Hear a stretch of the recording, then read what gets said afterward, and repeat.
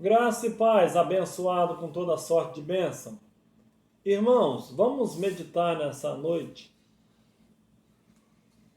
no Evangelho, nas cartas aos Gálatas, capítulo 4, versículo 4 e 5, que diz assim: Mas vindo a plenitude dos tempos, Deus enviou seu Filho, nascido de mulher, nascido debaixo da lei, para resgatar o que estavam debaixo da lei, a fim de recebermos a adoção de filhos. Vamos orar. Senhor Deus e Pai, te damos graça nesse momento abençoado.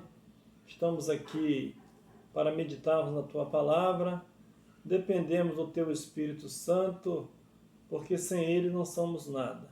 Onde essa mensagem for, pelo YouTube, pelo WhatsApp, pelo Facebook, possa abrir os corações, a mente, e que a Tua Palavra possa produzir frutos, a qual o Espírito Santo tem proporcionado. Nos ajuda nessas dificuldades que temos vivido nesse mundo, com essa dificuldade que o mundo tem enfrentado.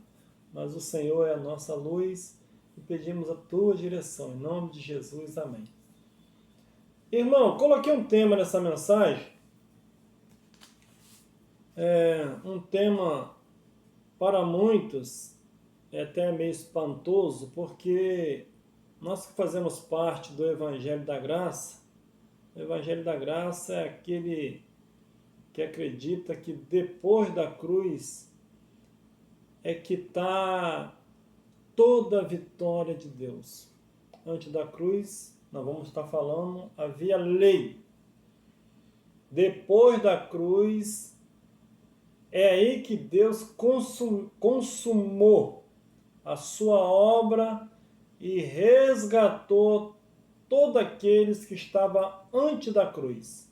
Então o tema dessa mensagem, pequena mensagem, é Jesus Cristo, né, ou Jesus de Nazaré, é mais fácil, ele não pregou a graça. Qual a diferença de Jesus de Nazaré para Jesus Cristo?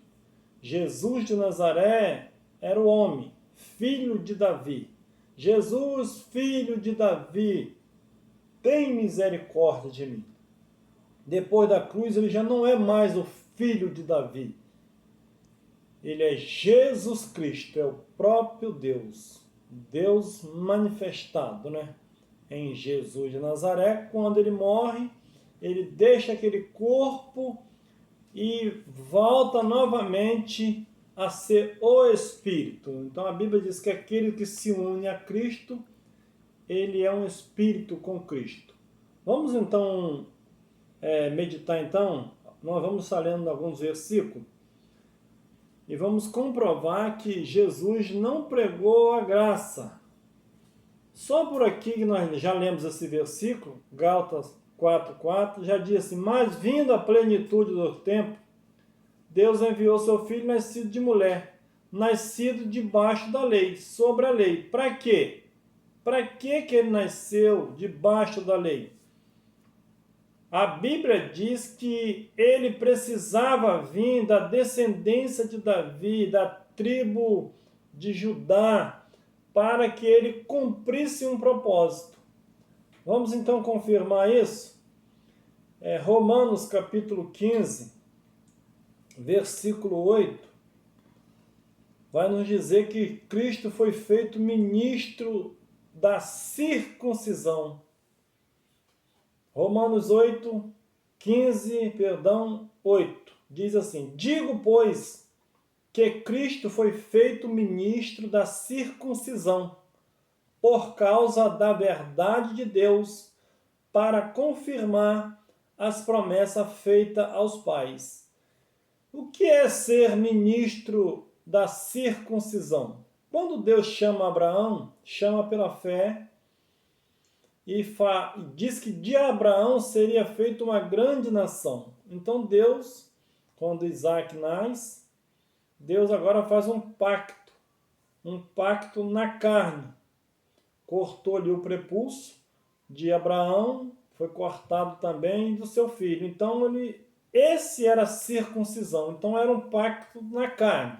Então Cristo, quando nasce, ele precisou também de ser circuncidado, porque ele foi feito ministro da circuncisão. O que é circuncisão? Era a lei de Moisés. Então vamos partir com esse entendimento. Então, se Cristo era ministro da circuncisão, ele ia pregar graça? Não, ele teria que pregar a lei de Moisés, porque ele nasceu debaixo da lei, tinha que obedecer a lei, para que depois da cruz ele anulasse com a sua morte, com o seu sangue, e libertasse todos aqueles que estavam debaixo da lei. Infelizmente, hoje, existem muitos irmãos nossos que não têm esse entendimento e eles estão querendo cumprir os ritos da lei de Moisés. E aí inclui tudo, é uma nova história, é uma outra mensagem, podemos falar sobre isso. Mas vamos prosseguir então. Cristo foi ministro da circuncisão, nasceu sobre a lei para resgatar o que estava debaixo da lei. Romanos, capítulo 3, 19. Romanos 3, 19. Ora, nós sabemos que tudo o que a lei diz, aos que estão debaixo da lei, o diz para que se cale toda a boca e todo mundo fique sujeito ao juízo. Então, qual era o propósito da lei? Era calar a boca de todos. Ninguém conseguia cumprir a lei de Moisés, porque a lei de Moisés tinha 10 mandamentos e 613 ou 603 preceitos. Com 10 mandamentos, 613 preceitos. Nunca ninguém conseguiu cumprir essa lei. Então, todos que aproximavam da lei para cumprir, o resultado dependia da misericórdia. Ninguém conseguia. Então, todos que tentavam cumprir a lei, eles eram enjuizados, eles caíam no juízo, era pego pela lei. Então todo mundo se calou, mas teve um que não se calou. Foi Cristo. Ele cumpriu a lei, morreu e depois do terceiro dia ele resgatou todos aqueles que estavam debaixo da lei. Vamos prosseguir então? Nós vamos agora provar que Cristo não pregou a lei. Mateus capítulo 5, versículo 17. Você que tem a sua Bíblia também, ou você pode anotar, e depois você pode confirmar na sua casa aí com seus amigos. Mateus 5, 17. Vamos ver que Cristo pregava a lei, a graça ou a lei? Mateus 5, 17. Não pensei que vim destruir a lei ou os profetas. Não vim destruir, mas vim cumprir. Porque em verdade vos digo, até que o céu e a terra passe, de modo nenhum passará a lei um só tio, até que tudo seja cumprido. Então, Cristo ele não veio abolir a lei, ele veio cumprir, mas quando ele cumpriu, ele disse que estava consumado e o fim da lei é Cristo. Até passar o céu e a terra. Essa palavra céu e terra, outra hora nós vamos poder falar sobre ela, porque céu e terra é um novo governo, não é literalmente. O céu e a terra vai passar para onde? Então precisamos entender, mas esse não é a nossa mensagem. Então não pense que vim destruir a lei, mas vim cumpri-la. Então quando ele cumpriu, ele aboliu ela com a sua carne. Então vamos para frente. Então, Lucas 24. Lucas 24, vamos ver que Cristo ele pregava a lei.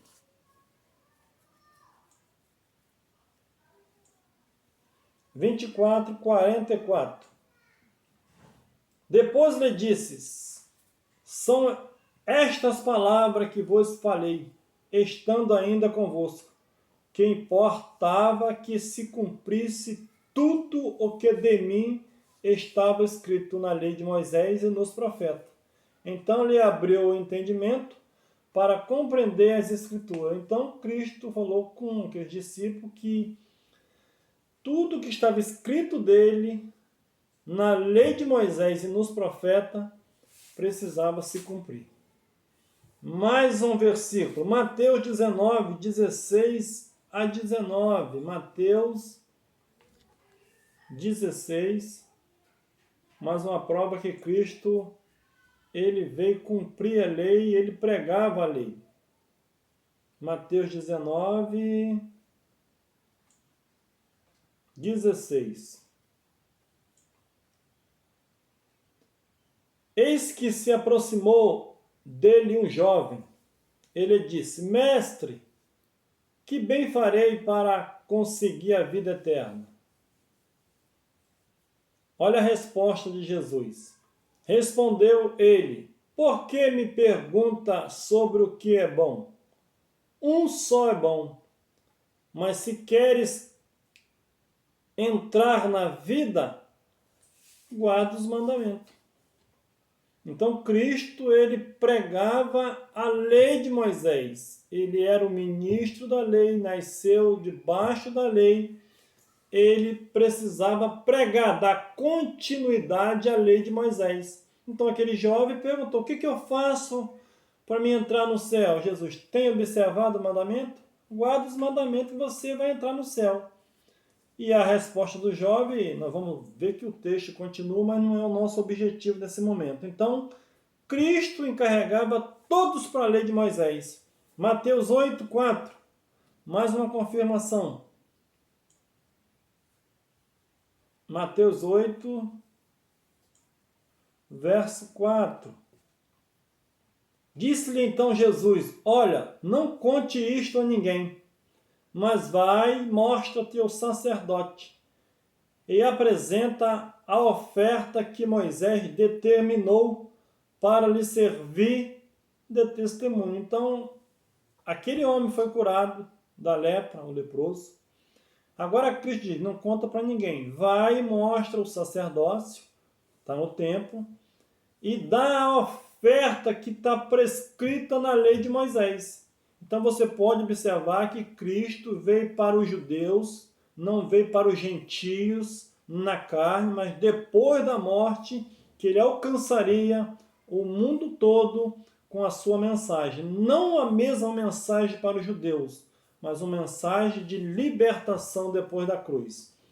Mateus 23, 23, um texto bem conhecido, né? Daqueles que gostam de pegar a lã das ovelhas, baseado no texto de Mateus 23, porque eles não têm um conhecimento, ou eles não vão abrir mão, né?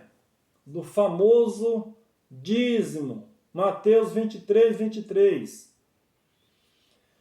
Jesus está de frente com os escribas, e o escriba quer testar a Cristo. E aí Jesus diz assim, Mateus 23, 23, ai de vós, escriba e fariseu, hipócritas, porque dai o dízimo da hortelã e do endro e do cominho, e tende omitido o que há de mais importante na lei, a saber, o que é mais importante na lei? A justiça, a misericórdia, a fé.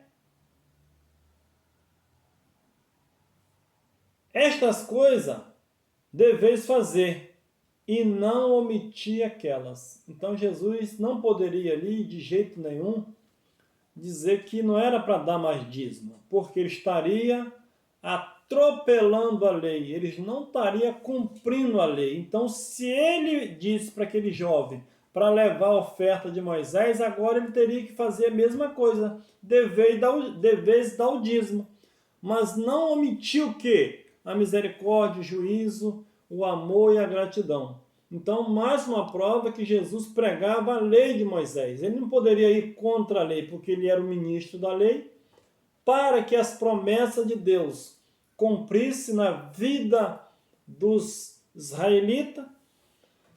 Vamos agora, mais um texto, Mateus 15, 24.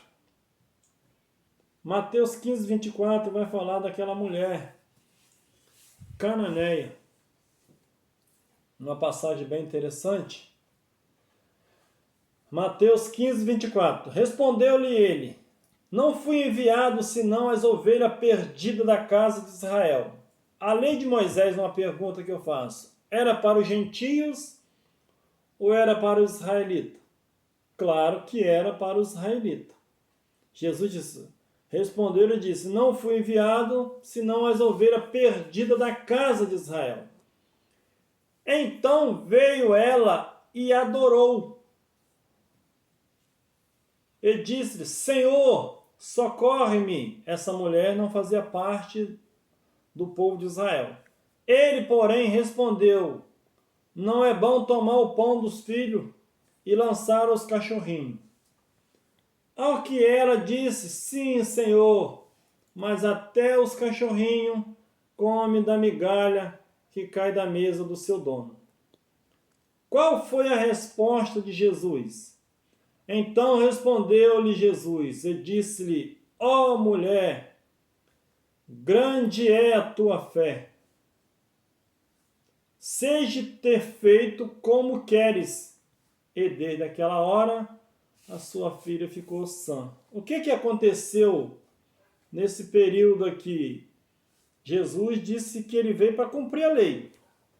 Ele, hora nenhuma, poderia abençoar alguém que não era da casa de Israel, porque a lei não permitia. Mas essa mulher, ela se humilhou. Ela reconheceu que ali não estava um homem normal, um judeu normal. Ali estava Deus Todo-Poderoso. E ela chegou ao ponto de adorar.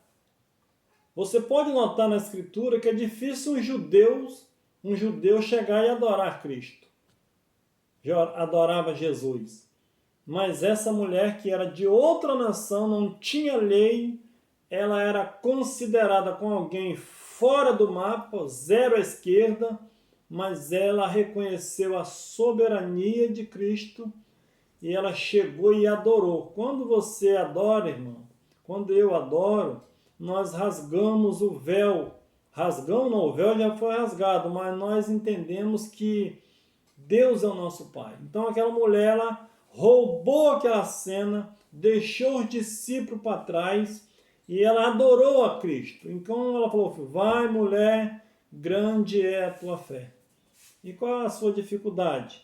A fé, ela não tem limite. A fé, ela rompe as barreiras da dificuldade e coloca você de frente com a sua vitória em nome de Jesus. Nós vamos agora... Mateus é o último verso aqui, penúltimo verso, para nós entendermos que Jesus pregava a lei, que tem vários, mas nós vamos ver mais uns 2 versos para nós entrarmos na nova aliança. Até agora é a velha nós estamos falando do velho pacto. Mateus 10, 5 em diante. Estes 12 enviou Jesus e ordenou-lhe, dizendo, não ireis aos gentios, e nem entreis em cidade de Samaritano. O que Cristo sendo ministro da circuncisão, ministro da lei de Moisés, o que ele chamou 12 homens? Ele chamou 12 homens para pregar a graça? Não podia. Se ele é ministro da circuncisão, ele chamou 12 homens para pregar o mesmo evangelho que ele pregava. Mas não pode? Pode, é porque nós não entendemos.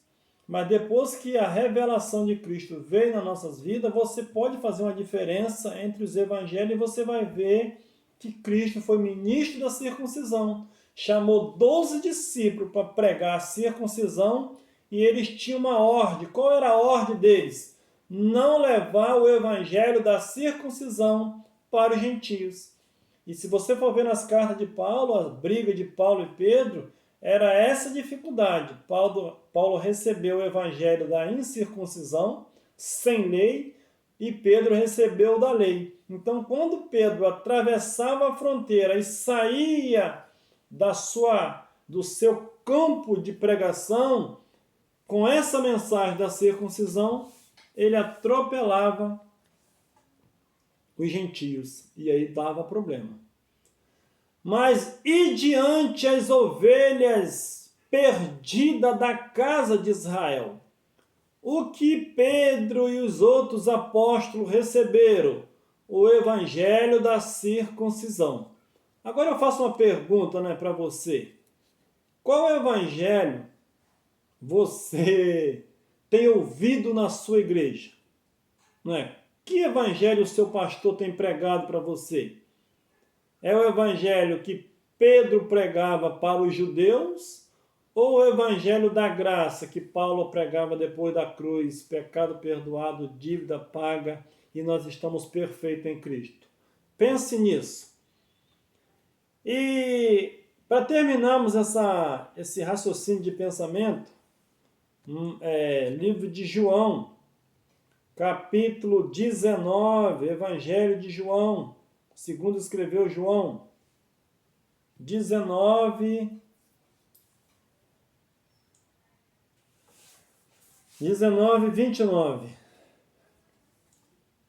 que nos diz assim: estava ali um vaso cheio de vinagre. Puseram, pois, numa cana de isopo, uma esponja ensopada de vinagre. Eles chegaram à boca. Então Jesus, depois de ter tomado o vinagre, disse-lhe: está consumado. Inclinando a cabeça, entregou o espírito e morreu. Então, sabendo ele, Jesus, no verso 28, depois sabendo Jesus que todas as coisas já estavam consumadas, o que estava consumado? A lei de Moisés. Tudo que os profetas escreveu sobre Cristo estava sendo consumado. Tudo. Não ficou nada para trás. Depois de saber Jesus que todas as coisas já estavam consumadas, para que se cumprisse as Escrituras, disse: tenho sede. Então, qual é o único objetivo que faltava se cumprir? Toda a Escritura, daquilo que foi falado por Cristo, que ia se cumprir nele, faltava ele tomar o vinagre. Então, quando ele disse: tomou o vinagre, está tudo consumado, ou em outras palavras, tetelestais, não resta nada para fazer. Agora nós vamos meditar agora um pouquinho, já falamos da lei, e agora nós vamos falar do fim da lei. Romanos, capítulo 10, só apenas um versículo, para a gente ver. Jesus consumou a lei, e agora Paulo vem dizendo que o fim da lei era Cristo. Vamos ver o que está escrito então? Romanos 10, 4. Pois Cristo é o fim da lei para justificar a todos aqueles que crêem. Alguns irmãos de outra denominação dizem que Cristo era a finalidade da lei, mas não, Cristo é o fim da lei. Quando você entra numa estrada que está escrito fim da estrada, é uma continuidade, é o fim. Então, Cristo é o fim da lei, porque Moisés escreveu que o homem que pratica a justiça que vem da lei, viverá por ela. Mas alguém pode viver pela lei que se não consegue cumprir? Não adianta. Mas a justiça que vem da fé diz: assim não diga em teu coração quem subirá ao céu. Isto é trazer de volta a Cristo. Então o fim da lei foi Cristo. Agora nós vamos para Hebreus. Estão quase terminando. Hebreus capítulo 10, versículo 14 a 20. Nós vamos ver agora Paulo falando do novo pacto. Cristo tinha cumprido a lei. Agora, essa mensagem depois da cruz é revelada para o nosso irmão Paulo. E agora Paulo tem a revelação da cruz para frente, depois do tetelestai, depois da dívida paga. Hebreus 10, 14 diz assim: pois com uma só oferta tem aperfeiçoado para sempre o que estão sendo santificados. O que Paulo tinha em mente? Apenas com uma oferta, Deus aperfeiçoou para sempre aqueles que têm sido o quê? Que têm crido nessa palavra. Quem creu que os pecados foram perdoados, ele já aperfeiçoou. Mas quando eu creio, eu entro nesse processo, não porque ele passou a existir, porque ele já existia, e agora quando eu creio, eu tomo posse dessa verdade. E o 15, e o Espírito Santo também nos testifica, porque depois de haver dito, este é o pacto que farei com eles, depois daquele dia, diz o Senhor, porei as minhas leis em seus corações, e escreverei em seu entendimento, e acrescentarei. O que aconteceu depois da cruz? A lei já não era mais física, mas seria no coração, escreveria no coração e na mente.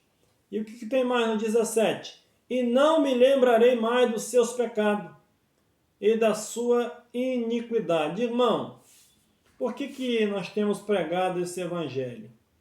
Porque passaram para nós que o pecado estava aí rolando para lá e para cá. Se apenas com uma oferta ele purificou para sempre, como hoje eu posso falar que o irmão ele é pecador? Então o sacrifício de Cristo não valeu nada.